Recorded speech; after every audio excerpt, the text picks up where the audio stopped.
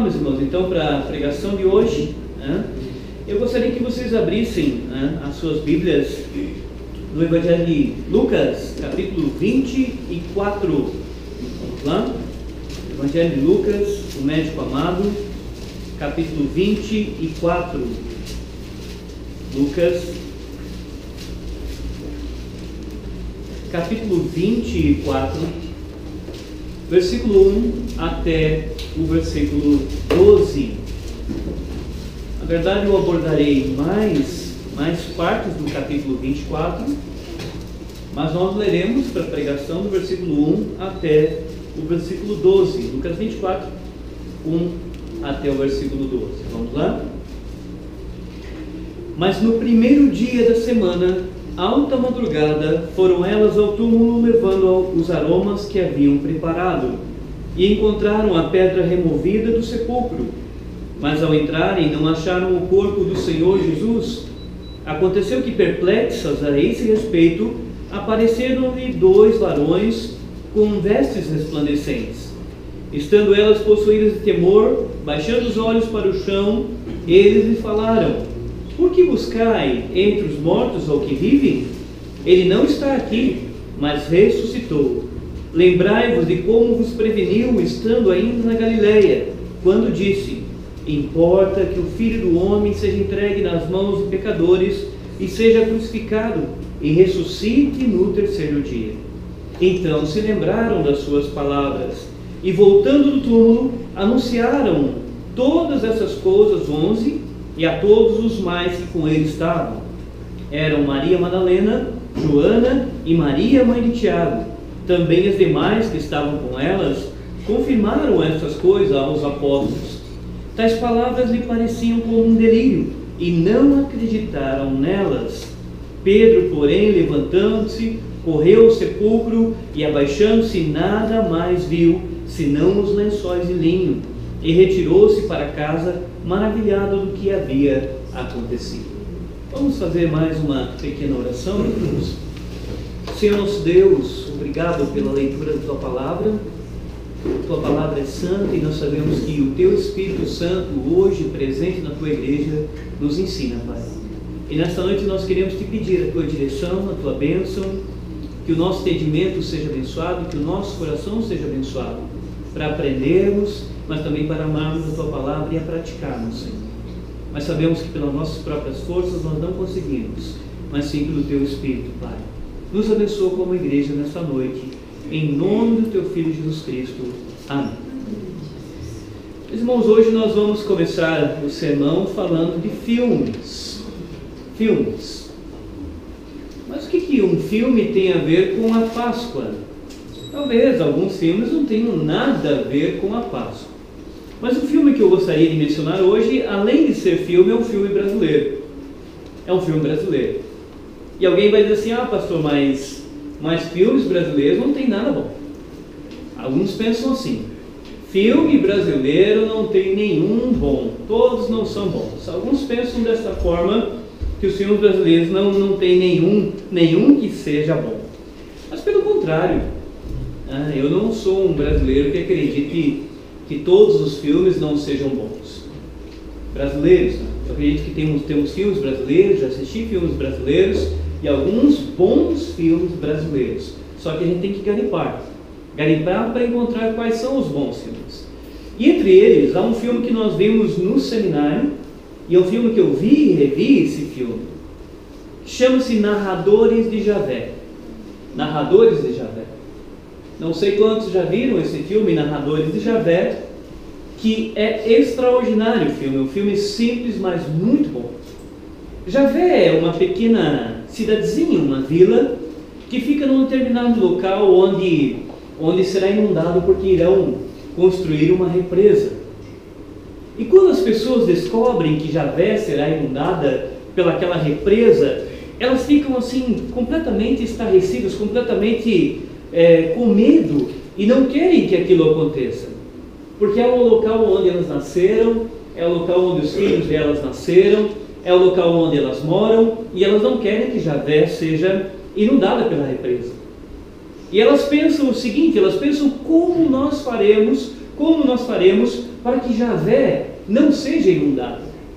Então eles procuram um homem que era conhecido por contar histórias, por escrever histórias, que havia enganado o povo de Javé. E eles eram revoltados com esse homem. Mas agora, para que eles pudessem solucionar o problema de não serem inundados, eles procuram o homem para que escreva a história de Javé. Só que é interessante, eles procuram e encontram o homem e eles começam, o filme trabalha assim, eles começam a remontar a história de Javé.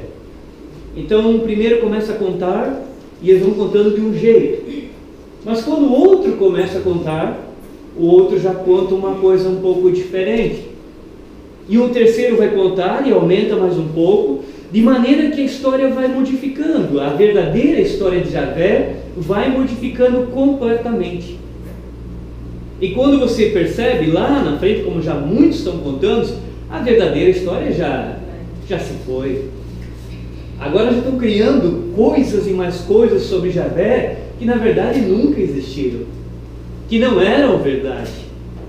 E você assiste o filme e isso é uma realidade. É interessante que o filme trabalha com a realidade, porque as pessoas são assim, elas fazem isso muitas vezes. Elas vão contando, recontando, vão aumentando, modificando uma coisa, modificando outra, e na verdade o final da história chega completamente diferente do começo da história, diferente da história verdadeira. Muito daquilo que nós conhecemos como história, na verdade, são transformações, são modificações na história que na verdade nem existiram, mas nós acreditamos ser verdade. E você vê então as pessoas ali em Javé contando e recontando, aumentando a história de Javé, mudam completamente a história. Mas o que isso tem a ver com o texto lido? O que isso tem a ver com a Páscoa? O que tem a ver com aquilo que a Bíblia menciona, com a mensagem bíblica? Tem muito a ver mesmo. Porque parece que a Páscoa é igual à história de Javé. Parece que esse dia tão especial, esse momento tão especial, parece que é igual à história de Javé.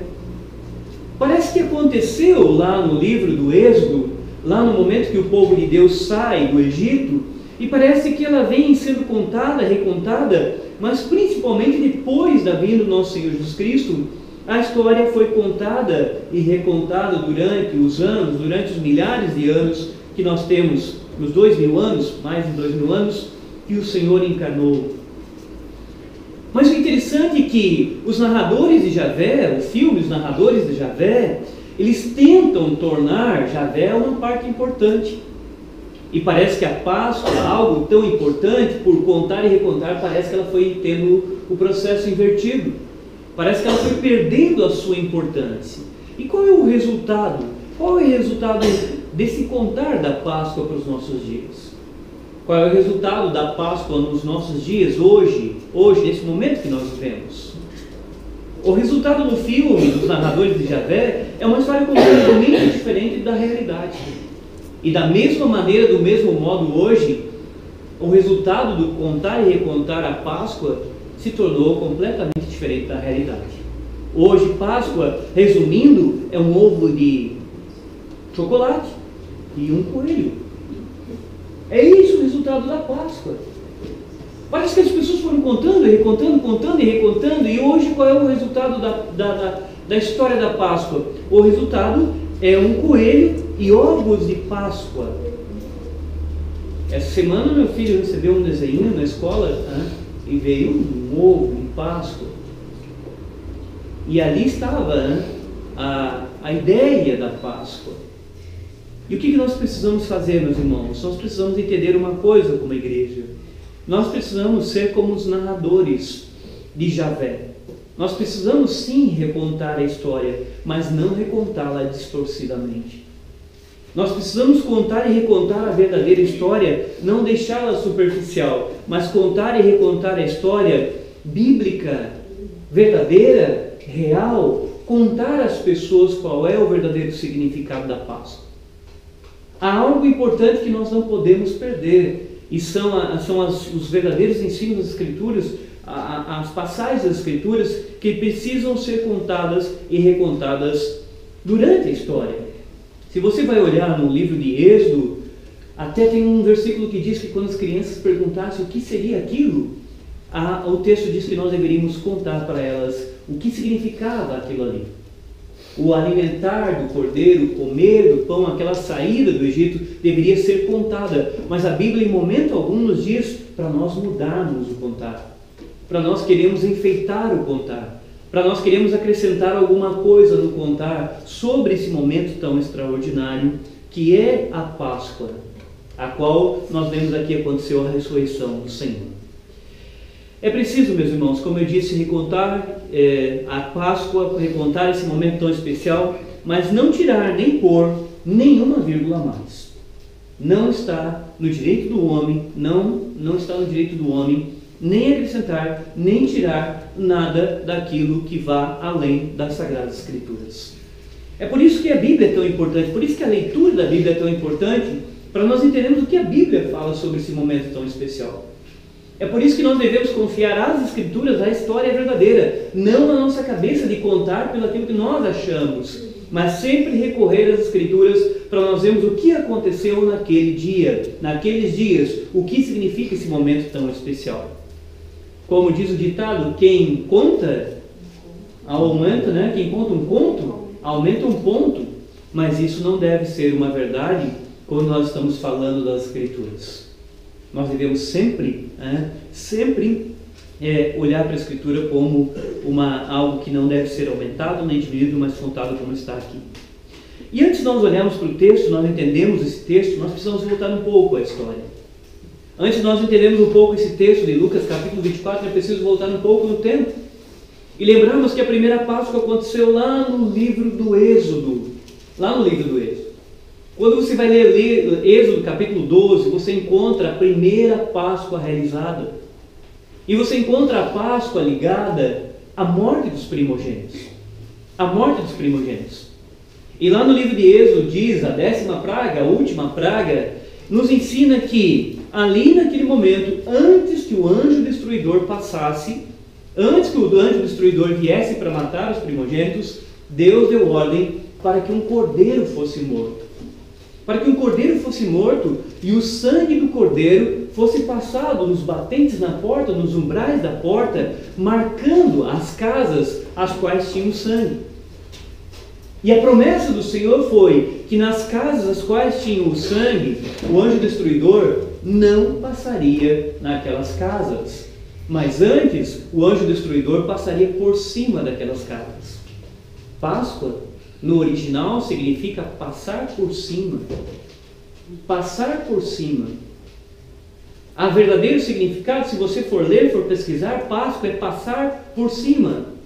E a gente repete Páscoa e não entende que essa palavra significa passar por cima, nos fazendo lembrar lá do livro do Êxodo, quando um cordeiro foi morto e o sangue foi passado na porta para que o anjo destruidor não descesse e não matasse o primogênito naquela casa. Mas que ele poupasse, mas que tivesse misericórdia sobre aquela casa e fosse para as casas que não tinham o sangue do cordeiro. E o extraordinário é que quando nós começamos a ler o Novo Testamento, nós começamos a encontrar o Novo Testamento falando que o nosso Senhor é o Cordeiro. É o Cordeiro Pascal.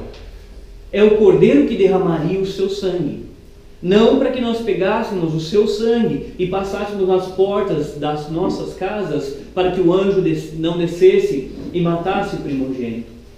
Mas para que o seu sangue marcasse quem são os eleitos, quem são aqueles escolhidos pelo Senhor, os salvos na cruz. Sim, o sangue do Cordeiro foi derramado para marcar os eleitos do Senhor. O sangue do Cordeiro verdadeiro, o Cordeiro que não é um animal, mas é o Deus homem, feito homem encarnado, que nós encontramos no capítulo 23, a morte do Cordeiro Pascal. O sangue dele derramado para marcar os seus eleitos, aqueles aos quais ele escolheu na cruz, os quais escolheu salvar na cruz. E nós olhamos para o Novo Testamento e vemos que então, lá no Velho Testamento, o anjo destruidor não passaria nos lares e não mataria o primogênito lá nas casas onde houvesse sangue, o sangue do Cordeiro. No Novo Testamento, aqueles que lavam as suas vestes no sangue do Cordeiro também têm misericórdia, a misericórdia do Senhor de não serem destruídos, mas com a condenação eterna, com a perdição eterna. Não é mais só um anjo matando o primogênito, mas é a perdição e a condenação eterna. Aqueles que são selados, que são marcados pelo sangue, o Senhor não permitirá que a destruição e a perdição eterna alcancem essas vidas. E é isso que nós precisamos contar. É essa história que nós precisamos recontar. É parte da Páscoa, porque a Páscoa tem tantas coisas que nós podemos falar, mas parte desse verdadeiro ensino. Então nós encontramos, meus irmãos, o anjo, poupando aquelas casas no Êxodo, as casas de quem tinha o sangue sobre os umbrais, sobre os batentes das portas, poupando a vida. E nós também temos, através do sangue do Cordeiro, o nosso poupar da nossa perdição e da nossa condenação eterna, para aqueles que creem no sangue do Cordeiro. Mas por que isso é tão importante? Por que isso é tão importante? É importante para nós entendermos esse momento também do capítulo 24, que o Cordeiro foi morto. Mas quando você volta ao Êxodo, você percebe que a Bíblia não menciona que o Cordeiro ressuscitou. Aquele Cordeiro morto lá, aqueles cordeiros mortos, porque foram vários cordeiros mortos, eles não ressuscitaram. Eles foram mortos e o texto menciona que eles deveriam ser alimentados do Cordeiro. Eles deveriam se alimentar, comer o Cordeiro. E olha que interessante, o que o nosso Senhor fez antes de ser morto, o que Ele fez antes de ser morto, quando Ele vai comemorar a Páscoa na quinta-feira. Ele pega e vai, reúne-se à mesa para comemorar a Páscoa, e Ele pega então o pão, pega o cálice, e Ele diz o que sobre o pão? Este é o meu corpo. Relembrando que lá no Velho Testamento, eles se alimentavam do Cordeiro. Agora, eles vão se alimentar não da própria carne do Senhor, como a igreja foi acusada em certa época de ser canibal, ensinar que deveria se alimentar do próprio corpo. Mas agora, nós temos o Senhor ensinando que o pão simboliza que nós estamos nos alimentando do seu corpo, que será entregue como um cordeiro, igual à semelhança do Êxodo capítulo 12. Que o seu sangue também é a semelhança daquele cordeiro morto lá no livro de Êxodo, dos cordeiros mortos para passar nos umbrais, a semelhança, o seu sangue será derramado quando ele pega o cálice e diz, esse é meu sangue, derramado em favor de muitos. De muitos. Vejam o texto que é interessante. Não marcará a porta de todos, mas de muitos, conforme o Evangelho de Mateus. Só que aqueles cordeiros mortos, eles alimentaram as pessoas lá no Êxodo. Mas agora as pessoas não se alimentarão da própria carne do Senhor. Mas nós temos o pão, temos o cálice. Mas tem uma diferença desse cordeiro. Não é um cordeiro que é morto e permanece morto. É um cordeiro agora que nós temos a sua ressurreição, acontecida no dia da Páscoa. No dia em que eles iriam comemorar, os judeus iriam comemorar, nós temos então a menção do texto bíblico que as mulheres vão ao túmulo no primeiro dia da semana. Capítulo 24, versículo 1. Mas no primeiro dia de semana, alta madrugada, foram elas ao túmulo levando os aromas que haviam preparado. O primeiro dia da semana é domingo. E naquele domingo em que elas vão lá no túmulo, elas vão levar os aromas, porque elas acreditam que o Senhor está morto. Elas acreditam que o cordeiro permanece morto, apesar do Senhor ter falado que ressuscitaria, mas elas acreditam que ele está morto.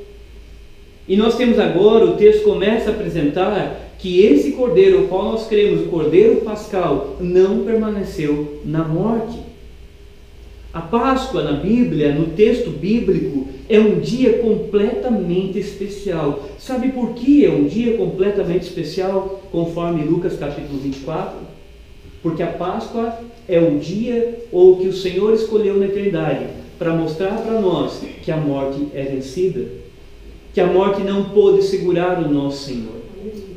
Porque até aqui, meus irmãos, até esse momento, até esse capítulo 24 de Lucas, até esse acontecimento, a morte segurou todas as pessoas as quais ela alcançou. Você não encontra uma pessoa na Bíblia, antes do capítulo 24, um homem ou uma mulher que conseguiu vencer a morte, que morreu e conseguiu vencer a morte. Você encontra assim alguém dizendo, pastor, mas Enoque não morreu. Pastor, mas o Elias não morreu. Eles não morreram. Portanto, você não pode falar que eles venceram a morte porque eles sequer chegaram a morrer. E nesse dia especial, aos quais as mulheres foram para visitar o túmulo do Senhor, achando que o Senhor estava morto, levando aromas para passar no corpo, foi o dia em que o Senhor escolheu para que o Cordeiro ressuscitasse. Para que nós tivéssemos na Páscoa o Cordeiro ressurreto, não um coelho e ovos e chocolate, mas para que nós soubéssemos que esse é o dia que o Senhor escolheu para que Ele mostrasse que Ele venceu a morte. Um dia muito especial. Se você olha no Velho Testamento, você encontra o profeta Elias. O profeta Elias, ele ressuscitou um menino. Ele ressuscitou um menino. Mas, no entanto, o que acontece com aquela ressurreição? Alguém, pastor, ele venceu a morte. Não venceu. Sabe por quê? Porque aquele menino ao qual Elias ressuscitou, voltou a morrer. A Bíblia não diz que ele ressuscitou para viver para sempre, mas ele voltou a morrer. Você encontra uma outra ressurreição com Eliseu, que também ressuscita um menino. Você encontra os dois profetas ressuscitando meninos, mas o menino também morreu. Foi ressuscitado pelo profeta, mas a morte voltou a vencê-lo. E você encontra também uma ressurreição curiosa. Na morte do profeta Eliseu, estavam sepultando um homem. E entra um bando ali de homens malignos na terra onde estavam sepultando o homem, e os que estão sepultando jogam o corpo daquele homem no túmulo onde estavam os ossos de Eliseu. Eliseu só estava os ossos, conforme a Bíblia. Mas o texto diz que quando aquele homem que foi jogado tocou nos ossos de Eliseu, o homem ressuscitou, só por tocar nos ossos do profeta Eliseu. Mas aquele homem, que a Bíblia sequer dá o nome, também voltou a morrer. A morte sempre foi vencedora até esse momento que Lucas registra. Até esse momento no qual o Senhor morreu. E agora as pessoas pensam que a morte vai ser vencedora mais uma vez. E as mulheres chegam no túmulo para passarem aromas ali no seu corpo. E note comigo, meus irmãos, que interessante. As mulheres acham que a morte venceu, porque elas chegam para passar aromas no seu corpo. Se nós observarmos também, não somente as mulheres acham que o Senhor morreu, mas se nós observarmos no versículo 21, tem mais pessoas que também pensam que a morte venceu. Note no versículo 24 e 21. Ora, nós esperávamos que fosse Ele quem havia de redimir Israel, mas depois de tudo isso, é já este o terceiro dia desde que tais coisas sucederam. Aqui são dois discípulos falando com o próprio Senhor Jesus, dizendo assim, olha, Ele morreu e já é o terceiro dia e nós esperávamos que Ele redimisse Israel. Quando Ele fala que nós esperávamos que Ele redimisse Israel, eles estão mostrando que eles não têm esperança. Eles estão mostrando que eles acham que a morte venceu, porque passou um dia, passou 2 dias, passou 3 dias e cadê o nosso Senhor? Parece que a morte mais uma vez será vencedora sobre o corpo do nosso Senhor. Parece que naquele domingo de Páscoa, naquele domingo pascal, parece que tudo continuará diferente. Mas foi o dia em que o Senhor na eternidade escolheu para mostrar que a morte não consegue vencer a todos, que a morte seria vencida. Naquele dia a morte não venceria o homem, mas o Deus homem venceria a morte na sua ressurreição. E as mulheres chegam no túmulo, e não somente os discípulos, não somente as mulheres não creem na ressurreição do Senhor. É preciso mencionar que alguns homens ainda hoje, alguns homens e principalmente homens inteligentes, homens que muitas vezes assumem os púlpitos das igrejas negam a ressurreição do Cordeiro naquele domingo. Eu já usei essa ilustração, mas um teólogo chamado Rudolf Bultmann, uma vez falou sobre a ressurreição. Pregou na igreja com toda a convicção sobre a ressurreição. E no finalzinho, uma senhorinha, daquelas senhorinhas que lê bastante a Bíblia, daquelas senhorinhas bem crentes, chegou para ele e disse, Dr. Bultmann, o senhor acredita mesmo na ressurreição do Senhor Jesus? E ele disse, acredito, minha senhora. E ela voltou a repetir para ele, mas o senhor acredita mesmo na ressurreição do Senhor Jesus Cristo? E a resposta de Bultmann para ela foi, eu acredito na ressurreição do Senhor Jesus Cristo, mas na mente dos discípulos. Na mente dos discípulos. Ele acreditava que o Senhor ressuscitou não com o corpo, não venceu a morte, mas ele acreditava que a ressurreição foi como que algo criado da cabeça deles, porque eles desejavam muito que o Senhor ressuscitasse. Ou seja, Bultmann não acreditava que o Senhor ressuscitou e venceu a morte. As mulheres não criam, os discípulos não criam, homens até hoje não creem. Homens até hoje que muitas vezes estão atrás de um púlpito, não creem na morte do nosso Senhor. Mas naquele dia o Senhor escolheu para provar que de fato Ele havia ressuscitado. De fato é uma história que nós precisamos contar e recontar, mas contar da maneira correta, da maneira certa, que o Senhor nosso Deus ressuscitou o seu Filho venceu a morte não mais venceu o homem, mas o Deus homem venceu a morte. Dia para provar que Jesus venceu a morte. Se nós olharmos para o texto no capítulo 24, se vocês olharem um pouquinho mais para frente, do versículo 39 até o 43, o Senhor aparece para os seus discípulos que não estavam crendo. Não foram só as mulheres que foram ao túmulo e procuravam por aquele que vivia, e até os anjos dizem: por que vocês procuram entre os mortos aquele que vive? Mas quando o Senhor vai aparecendo, Ele vai aparecendo para aqueles aos quais Ele havia andado, havia conversado, eles continuam achando que não é Ele. Se nós observarmos lá no versículo 37, olha que interessante, 37. Eles, porém, surpresos e atemorizados, acreditavam estarem vendo um espírito, mas não o Senhor ressurreto. E o Senhor, para provar que aquele dia era um dia especial, era um dia que a morte foi vencida, que as mulheres erraram quando foram levar os aromas, que eles erraram quando não creram, o Senhor diz para eles: olha, estou aqui. Vede, o Senhor diz, e Lucas é o único que registra isso, vede que um espírito não tem carne, não tem ossos como vede que eu tenho. Quando Bultmann falou que o Senhor citou apenas na memória, apenas na cabeça das pessoas, ele vai contra a pregação e a fala do nosso próprio Senhor. Ele faz de Jesus mentiroso, porque o nosso Senhor apresentou-se para eles e disse: olha, vejam como sou eu mesmo. E ele diz para Tomé, é bem conhecida a passagem: toque-me se você acha que não sou eu. Veja que um espírito não tem carne e não tem ossos, como vedes que eu tenho. Mas o texto mostra que eles continuavam ainda meio incrédulos, eles ainda não estavam acreditando naquilo. E o que acontece? Nós observamos que o Senhor pergunta para ele: vocês têm alguma coisa para comer aqui? Vocês têm alguma coisa? E o texto de Lucas diz que deram peixe e mel. Peixe e mel.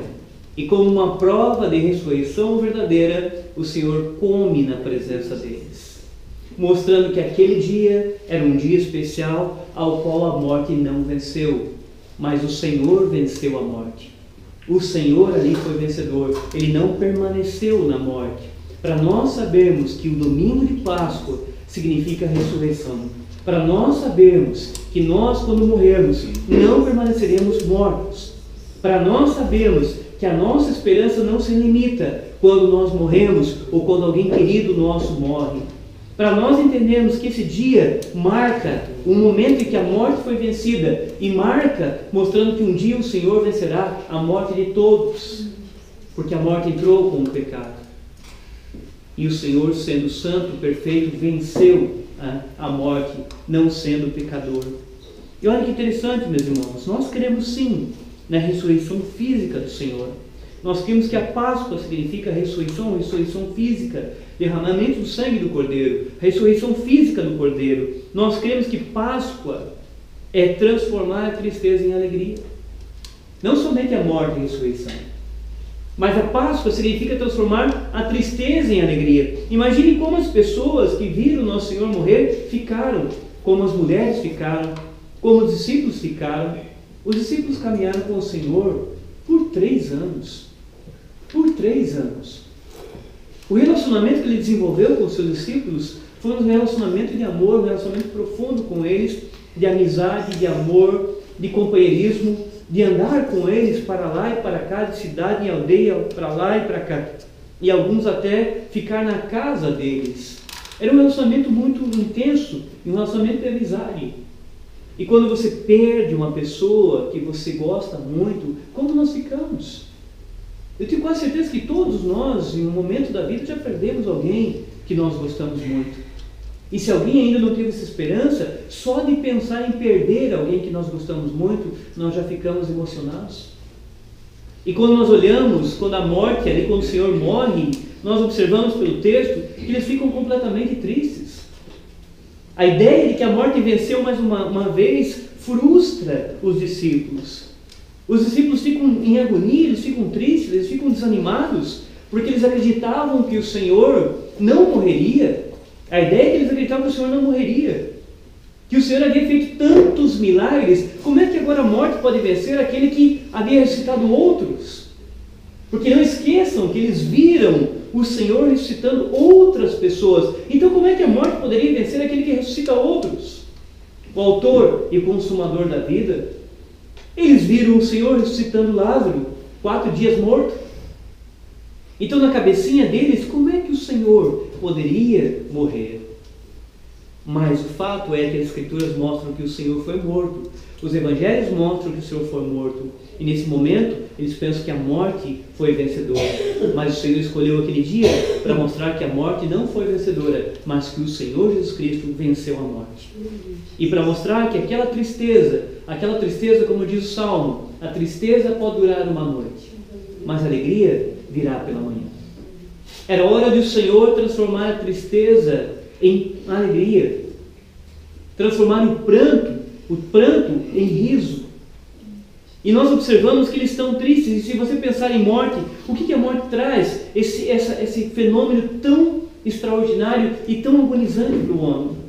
Mas quando você pensa na morte, ela traz tristeza, ela traz desesperança, ela traz luto, ela traz pranto, ela traz separação, ela traz depressão. A morte traz depressão. A morte traz saudade, a morte traz agonia e a morte traz um coração muito apertado. Os corações bem agonizantes. Ela faz isso com o homem e fez isso com os discípulos, fez isso com as mulheres. Mas agora, no momento que o Senhor ressuscita, como é ver alguém que você ama muito, que morreu, mas agora se apresenta para você e diz: paz seja convosco. Olhem aqui, vejam que sou eu mesmo. E quando você olha no texto, capítulo 24, você olha para o texto e vai observando a leitura, eles têm uma explosão de alegria. Se você observa até a ascensão do Senhor, que está no finalzinho do Evangelho, os fatos são mencionados por Lucas, mostrando que aquela tristeza que eles estavam foi-se embora. Foi-se embora porque a morte foi vencida. Cadê o poder da morte? Como diz Paulo: morte, onde estão o teu aguilhão? Onde estão as tuas algemas? Onde estão as tuas algemas? Como você conseguirá prender o Senhor? Como você conseguiu prender o Senhor Jesus Cristo? Porque ela prendia todos os homens até aquele momento. E por que a ressurreição do Senhor é diferente, meus irmãos? É diferente porque Ele voltou a viver, mas não voltou a morrer. O menino que Elias ressuscitou, o menino que Eliseu ressuscitou, o homem que tocou nos corpos, nos ossos de Eliseu, voltaram a morrer. A morte os venceu. Mas quando o Senhor ressuscitou e aquelas mulheres encontraram e os anjos falaram: Ele não está entre os mortos, porque vocês procuram entre os mortos aquele que vive. E nós olhamos que Lucas vai registrando que o Senhor não morre, mas o Senhor pega e anda ainda 40 dias fazendo aparições, a qual Paulo fala em 1 Coríntios capítulo 15, e depois de 40 dias o Senhor sobe em ascensão aos céus, como Lucas registra no final do seu Evangelho. Os últimos versículos são mencionados. E o Senhor sobe com o seu corpo, ressurreto ao céu, mas faz uma promessa para eles também, que um dia voltaria. E é isso que trouxe alegria para eles. É isso que trouxe alegria de eles saberem que a morte não consegue vencer o homem, que agora nós temos um Deus homem que venceu a morte. E a promessa dele é que um dia todos irão ouvir a sua voz e sairão dos túmulos. Que o Senhor não apenas venceu a morte, mas que um dia Ele vencerá a morte para todas as pessoas. E então eles têm uma explosão de alegria e começam a olhar para a vida futura. Porque se eu creio, olha como isso muda. A Páscoa é também um dia em que o Senhor escolheu para mudar o nosso olhar lá na frente, lá no futuro. Porque quando eu sei que o meu Senhor ressuscitou, que Ele venceu a morte e que Ele prometeu que um dia falará, e todos que se acham nos túmulos voltarão a viver, a minha maneira de viver hoje muda radicalmente. A minha maneira de pensar muda, a minha maneira de agir muda, a minha maneira de eu gastar o meu dinheiro muda, a minha maneira de me relacionar com as pessoas muda, a minha tristeza que muitas vezes eu perdi alguém, e muda porque eu começo a lembrar daquilo que o Senhor fez e provou para nós que é verdade. Essa história precisa ser contada e recontada, porque sabe o que acontece, meus irmãos? O coelhinho nunca traz esperança. Vocês nunca viram um coelhinho falando de esperança futura, de vida futura, de vencer a morte? Você nunca olha para um ovo de chocolate no mercado e pensa que um ovo de chocolate tem a ver com vencer a morte, tem a ver com salvação, tem a ver com vida futura. Você nunca vê isso relacionado a um ovo de Páscoa, mas você só vê com a história da verdadeira Páscoa. Você só vê com as Escrituras mencionando, e as Escrituras que podem mudar a vida das pessoas nas nossas vidas. Para encerrar, meus irmãos, eu gostaria de dizer que essa história ela é completamente diferente da história dos narradores de Javé. Os narradores de Javé foram contando e recontando a história, e como eu disse para vocês, foram aumentando, diferenciando a história, que no final a história já não era a mesma. Eu disse no início que parece que a Páscoa aconteceu isso também. Parece que a Páscoa aconteceu isso também. Parece que a Páscoa foi sendo contada e recontada, a qual hoje se transformou num coelho e um ovo de chocolate. Mas essa história a qual nós acabamos de mencionar, de pregar, de falar de Jesus, que não é toda a história, é apenas uma pequena parte da história que nós devemos olhar para as Escrituras. Mas essa história, a história que a Bíblia nos traz, da morte, das mulheres visitando, da incredulidade, da ressurreição do Senhor, da apresentação das provas da ressurreição, da ascensão do Senhor, da vida futura, é uma história que ela é eternamente importante. Eternamente importante. Essa história foi planejada por Deus na eternidade e executada na história no tempo, a qual nós não temos nenhum pouquinho de direito de querermos mudar essa história, mas apenas recontarmos a história sagrada, a história bíblica. Aprendermos na igreja e contarmos para as pessoas, contarmos para os nossos filhos o que significa a Páscoa. Meus irmãos, como eu disse, nós precisamos contar e recontar, mas sem absolutamente nada a acrescentar. Contar e recontar sem absolutamente nada a acrescentar. Porque há algo importante a ser mencionado sobre a Páscoa. Vocês lembram por que os narradores de Javé queriam contar a história de Javé? Eu mencionei o porquê. Porque haveria uma destruição daquela vila. Haveria uma destruição daquela cidade. E eles não queriam a destruição. Por isso eles começaram a contar ali a história de Javé, a aumentar a história de Javé, para tentar deixar a história de Javé importante, para que Javé não fosse destruído. E há algo na história da Páscoa também muito importante. Nós não podemos esquecer que a promessa do Senhor também, quando Ele voltar, é de destruição. Mas não é de um alagamento, de uma represa para uma cidade. Mas é a destruição e condenação eterna. Onde as pessoas ficarão por toda a eternidade, aqueles que não creem no Cordeiro Pascal, ficarão por toda a eternidade perdidos e ali agonizando por toda a eternidade. E a única maneira que nós entendemos biblicamente de que a pessoa não vá para esse lugar horrível de condenação é que as pessoas conheçam a verdadeira história de Cristo Jesus Senhor. Que nós possamos contar a história para que essa destruição não aconteça, essa condenação. Eu não gosto de destruição, senão alguém vai pensar que eu não acredito na condenação eterna. Eu acredito sim. Acredito que o inferno não vai ser destruído, apagado, como alguns pregadores falam, e às vezes até pregadores importantes. Eu acredito na condenação eterna e na eternidade, do inferno que não acabará mais. Porque eu não posso falar de eternidade em relação ao inferno porque ele teve um começo, ele foi criado. Então eu não posso falar. Mas a Bíblia diz que não acabará mais. E a única maneira das pessoas não irem para esse lugar de condenação é que as pessoas conheçam a Cristo Jesus ressurreto. Conheçam o Cordeiro Pascal ao qual as mulheres foram visitar, mas não encontraram. Encontraram apenas os lençóis. Apenas os lençóis ali no túmulo. encontraram o túmulo vazio. Para fechar, eu menciono a pregação de um pastor que eu vi há muito tempo atrás. Ele disse: sabe qual é a grande diferença entre o cristianismo e todas as demais religiões? Sabe qual é a diferença? Se você for na Índia visitar o túmulo de Buda, você encontrará o corpo de Buda enterrado ali. Se você for à Arábia Saudita, se você for a Meca, você for lá visitar o fundador do islamismo, você encontrará o corpo de Maomé enterrado ali. Se você for em qualquer lugar do mundo, qualquer fundador de religião, qualquer iniciador de religião, e for lá, você encontrará o corpo dele enterrado em algum lugar. Mas se você for até Jerusalém, aonde o túmulo do Senhor foi posto, e for lá no túmulo, você não encontrará o corpo do nosso Senhor.